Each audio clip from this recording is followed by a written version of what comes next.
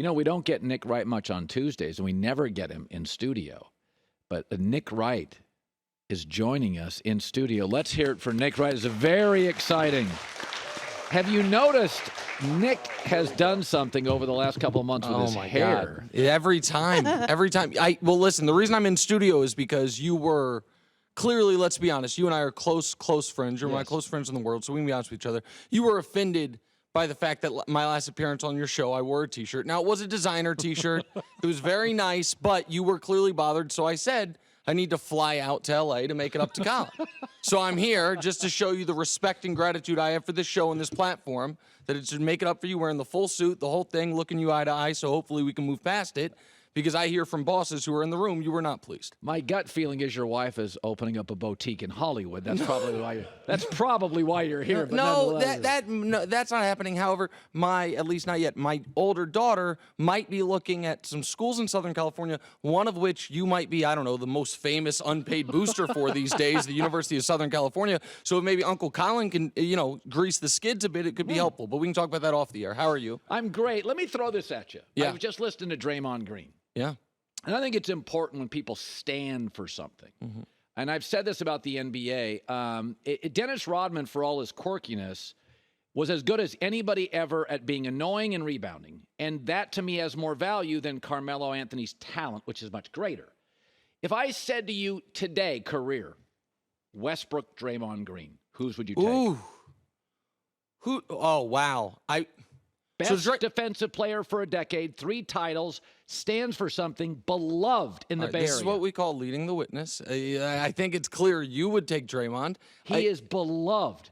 Yeah, Hall of Fame podcaster, too, I hear. He's one of the best out there. One of the best out there. So, listen, I'm doing for my podcast the 50 best players last 50 years. Westbrook's on the list, Draymond is not. So, however, that doesn't mean I'm saying that I wouldn't, whose career would I rather have?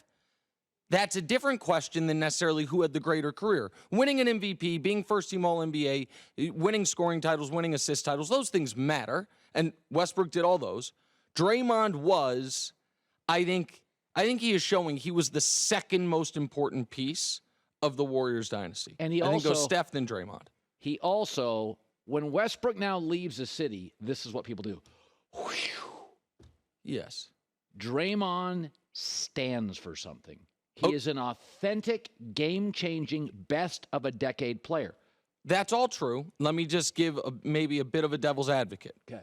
Westbrook has shown, for good and for bad, Russell Westbrook's play translates basically anywhere until this season. Like there's going to be a ceiling to it, but he's going to drag a mediocre collection of talent to the playoffs. He's going to get his numbers. He's going to be box office, all those things. Do you think it's fair to say if Draymond Green, instead of being in, remember what if they would have done the Klay Thompson, Kevin Love trade? Draymond could have been thrown into that. And Draymond, if he's in Minnesota, not in a winning culture, not with a team playing for titles, not in a team that goes to the playoffs, is it possible Draymond Green is a guy no one knows or cares about? I say that is possible. I think Draymond was in the perfect spot and made the most of it. Russ would have made any spot work for him to a degree. For him. It would have worked for him. Yeah, but it's also, right now, Russ, it's obviously gone south on him, but there was a period of time where people need to go back and look at some of the playoff runs with Durant. He was not always the bad guy. He was not always a problem. He was a really, really good player for a period of time. And then 2017 happens where Durant leaves, Russ gets the MVP, gets the triple-double, and in those 2017 postseason, plays 5 games, averages 37, 13, and 12. Yeah. And they lose in 5. That's the fork in the road moment of Russ's career. He either could have learned, okay, I just averaged 37, 13, and 12. I had a 50-point triple-double in these playoffs, and we lost. I need to adjust. Instead, the lesson he learned is, this is dope as hell. It's so much fun. Everyone else needs to get on my level. And that's why the last 5 years have been bad. Russell Westbrook has never elevated a teammate. Draymond has literally elevated the best dynasty in 20 years. And that's the difference. I think the people in our business that I respect have elevated people beyond themselves. Okay, but let's talk about our business for a minute. Yeah. Because I am Draymond Green. No. I'm a good defender, but I elevate others. See, so that's not. So you could have a guy who is a dynamite guest with you, but if he had his own show, it would never work. Some people might say you're talking to him right now, but I don't think that's the case. Is that more valuable than someone who could do what you do, just a worse version of it? You understand what I mean? Like Draymond is one of the greatest complementary pieces ever. Is that better than being an average leading man? Well, if you ask people who, and I've talked to players about this through the years, who faced the Bulls, it was Jordan and not Pippen. It was Jordan and Rodman. At the end, sure. People were like, Magic will tell you, Rodman was completely annoying. Jordan was on another galaxy. Pippen would get his 18. It was Rodman's ability to disrupt and discombobulate a Laker, Piston, Celtic offense that he was actually totally undervalued. And I think we don't understand, like if you ever worked with somebody in any job you've ever had, it's almost like our mothers. And they do all the thankless crap, and you're like, they don't get a lot of headlines. Sure. But you think to yourself, man, they run the house. They run the... Draymond has got a Marcus Smart appeal. Who's the hardest guy to guard? I'll take him. 100, and he adds a toughness to a finesse team. Oh, they're the skinny jeans team of the decade. 100, and what they do, his synergy with Steph is unbelievable because he's an underrated passer. I think Draymond should have 3 Defensive Player of the Year awards. I used to say that, and people would think I was hating on Kawhi Leonard because Kawhi won 2 of them. Draymond finished second. I think Draymond's been the most impactful defensive player of this generation. Totally agree. And he's a smart enough offensive player that the fact that he hasn't been able to shoot in 5 years, he doesn't kill you on offense. You know what I mean? Because he's such a good passer. Sometimes. Absolutely. So I'm not here. I just think the comparison with Russ is so difficult because they are so drastically different. I could have thrown out Carmelo Anthony, but Westbrook is more relevant because he's a Laker and is because he's been polarizing. Yeah, but you also are. I feel like I once upon a time heard you argue that Julian Edelman over Calvin Johnson. That was, first of all, I'd been drinking the night before. It came in. I had very little sleep. But that's the same type of thing, right? The transcendent talent versus the Calvin Johnson's better than Edelman. But I said, you don't say. In life, Edelman's career, I'd take over his. I won championships. I was part of the greatest dynasty. It stands for something. Edelman is the most memorable, not Moss, he's the most memorable. Gronk and Edelman are Brady's running mates for the dynasty. And there's value in these people that maybe don't have the great singing voice or the great vertical leap. But you're like, man, we don't win it without them. Their toughness, their guile, their ability to say, hey, I'll go over the middle and get smoked. I'll have 3 concussions in 2 years, but I'll make the catch. And then the sideline guy prances up, makes the touchdowns. We love him. But the reason the safety's late to that guy, because Edelman's underneath all game doing drag routes with 13 catches. And I guess what it is there's such value to so many people in sports. It's the defensive coordinator in college football who's kind of frumpy and never gets offered a head coaching job. But I grew up with one of those guys, Jim Lambright, that stayed for Washington for 30 years. And we had bad offenses. We never had a bad defense. And he tried to be a head coach, and it failed. So I am sticking up for the guy. Listen, Colin Cowherd always been champion of the underdog. We know this. It's part of your brand. The underdog and Tom Brady. That's your brand. All right, so let's segue to this. Yeah. Is that Boston's very interesting. So out west, you got the Splash Brothers.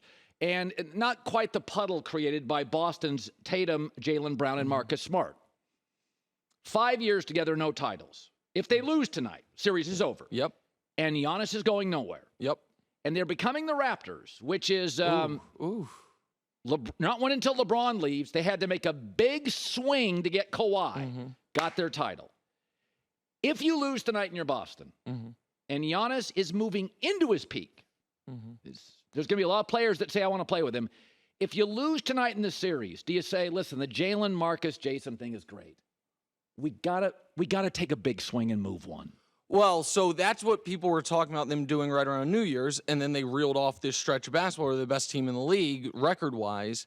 And I wouldn't do that. I'd been advocating for them to do that for years. Yes. Right now, I wouldn't do it because for the first time in his career, I am seeing enough out of Tatum that I'm like, okay, like, can Tatum be the best player on a champion? If you have the perfect team around him, maybe, and I think they're trying to build that team around him. But here's what happened in Boston, and it tricked the media. It tricked Vegas, which usually doesn't get tricked. The aftershock of the Nets being so overrated had a kick-down effect of Boston being overrated. Because everyone was like, oh, my God, you swept Brooklyn. You must be better than Milwaukee. When the reality was Brooklyn has been the Atlanta Hawks for the last 2 years with slightly less playoff success.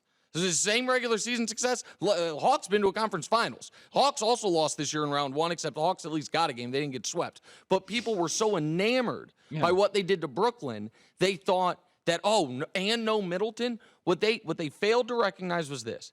Boston played a Brooklyn team that has no rim protection. Milwaukee's got the best. That does not run any offense. Milwaukee knows exactly what they're running. Right. And takes the dumbest shots in basketball. Long contested twos. Milwaukee takes nothing but threes and shots at the rim. The smartest shots in basketball. And, by the way, they have the apex predator of the NBA. Like Giannis tonight. I think Giannis knows we win tonight, the series is over.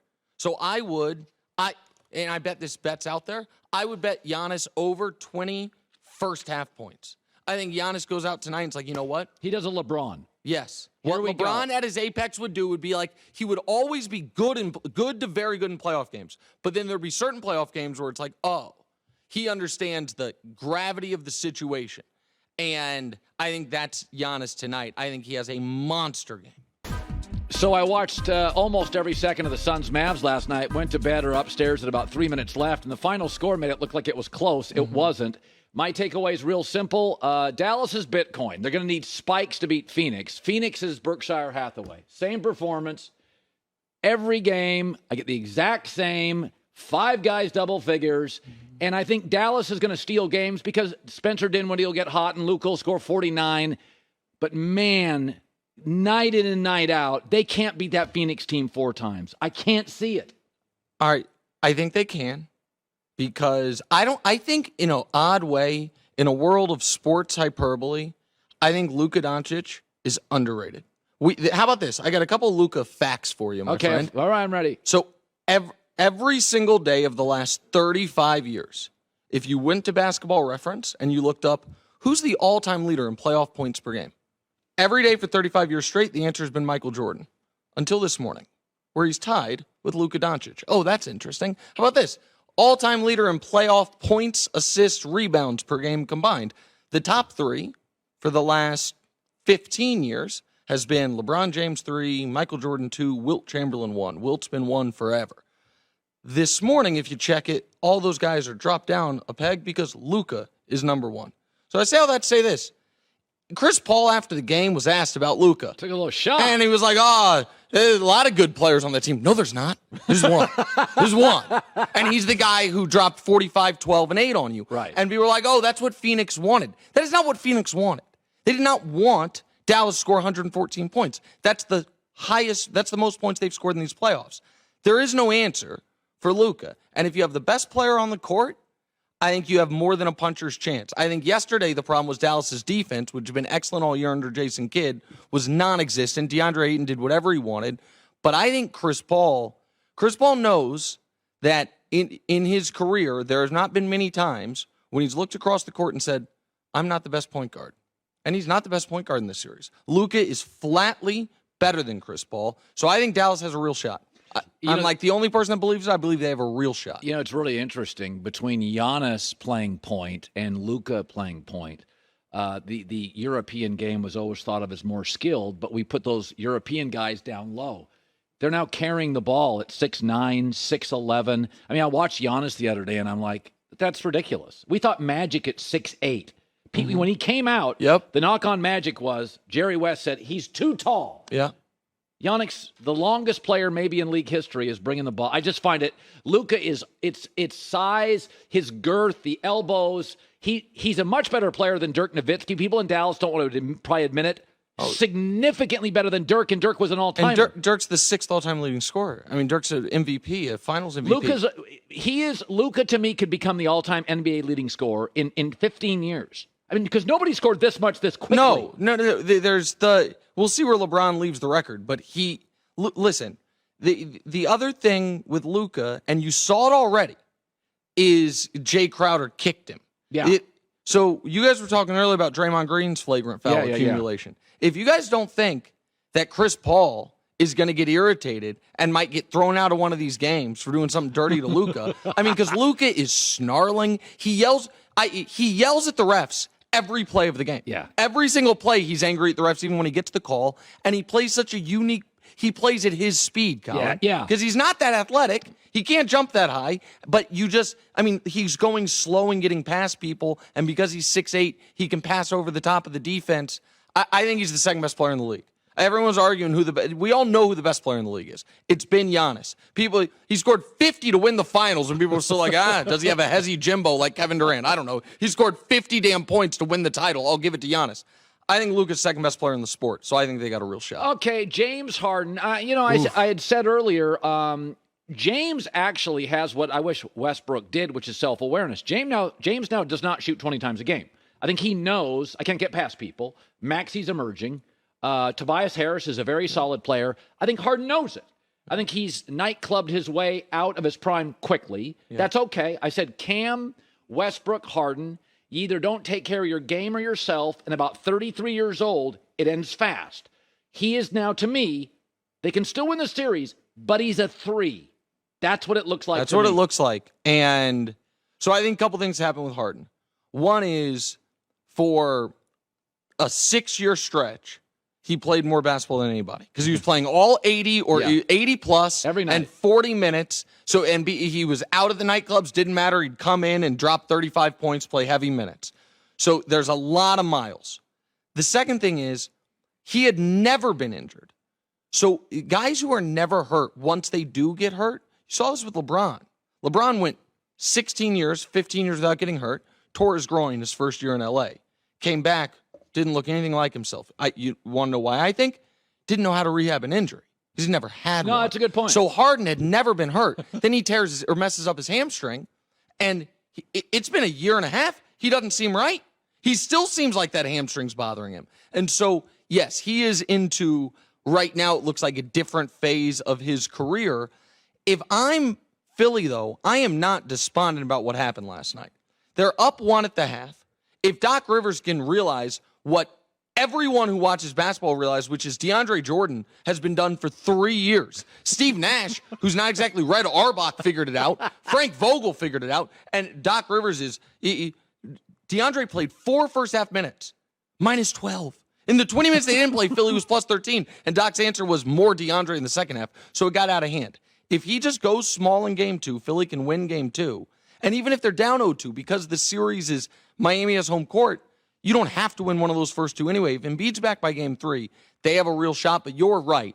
It probably has to be Embiid, Maxey, then Harden, with the occasional time Harden is your second best guy. I think his days of being the best guy are over with. Nick Wright, 90 seconds. I did kind of roll my eyes at the people that thought Kansas City would take a big step back without Tyreek. Thank you. Now I watch their receiving core, and I'm like, did they upgrade? What in the world is happening? Smart people figured out. Well, a couple things, and I don't know if you're going to like to hear this or not, but the Chiefs did 2 very smart things on draft day. What? First one was they made a trade with the Patriots. The second one was they made another trade with the Patriots. Like when I play poker, try to find the sucker at the table. And for a decade in the draft, Bill Belichick's been the sucker at the table. So I like the trades just before I even saw what they got back. The other thing is people were like, oh, they're going to use the capital they got for Tyreek to trade up and get a receiver. That makes no sense. If you use the capital to get a receiver, you keep Tyreek Hill. Instead, they said, hey, here's a crazy idea. Let's try to have a good defense for the first time in Mahomes' entire career. Right. And so if they nailed those draft picks, they took a kid from Washington, who I assume you like, the corner. If they nail those picks, the kid from Iowa, or Purdue, the pass rusher. Yeah. Then all of a sudden you have a cheap, good defense. Mahomes is worth 30 points. They're going to score 30 no matter who the receiving core is. Yesterday, James Jones came on the air and told me Sky Moore's the best receiver in the draft. How about this? 5'9", biggest hands in the draft. That seems odd. I don't know what it means, but I like it. I like big hands. I like big necks. Trevor Lawrence got the big neck. Sky Moore's got the big hands. I trust it. Out on Jared Goff. Out on the kid Pittsburgh drafted. Tiny hands. Yeah. Like big hands, big necks in my athletes. Yeah. Well, that's an interesting take. Ask Mike Vick about it. He agrees. You ever seen Mike Vick's neck? Oh, yeah. Yeah. Great athletes. Yeah. I'm right, Joey. Let me bake that one for a while. Yeah, think about it. I'm not sure that means anything. It means something. I don't know what. You got a big neck. Yeah. I don't know. It means something. Yeah. Hi, everybody. Thanks for watching. Subscribe here to get the latest from the show. Also, be sure to check out more of the best clips from The Herd or go watch a few segments from other shows on FS1.